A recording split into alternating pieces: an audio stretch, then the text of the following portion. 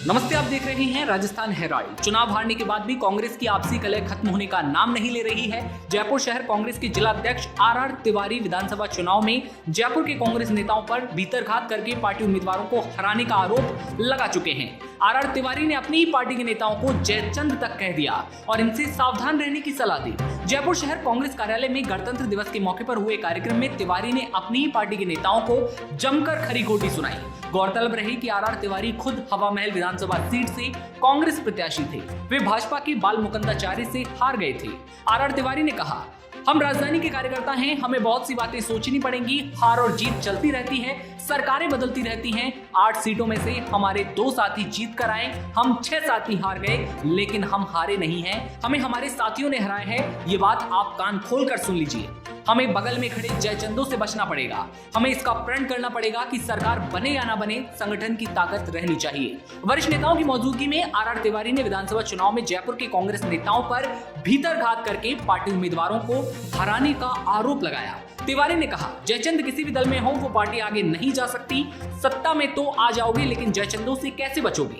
हम सब लोग संकल्प ले कि मेरी पार्टी में जो जयचंद जो हमारे ही साथी को चुनाव हरवाते हैं, चाहे वो वार्ड का चुनाव हो या विधानसभा का चुनाव हो, लोकसभा का चुनाव हो, आने वाले लोकसभा के चुनाव में इन जयचंदों से बचना पड़ेगा।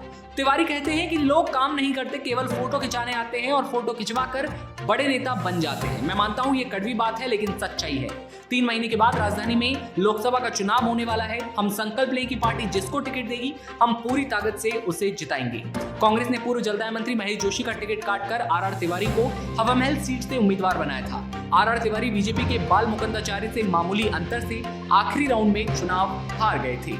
18 राउंड की काउंटिंग में 17 राउंड में आर तिवारी आगे थे, लेकिन आखिरी राउंड में बाल मुकुंदाचार्य को बड़ी लीड मिली और वे जीत गए। पूर्व मंत्री महेश जोशी का टिकट काटकर इस सीट पर तिवारी को देने के बाद से खेमेबंदी हो गई थी।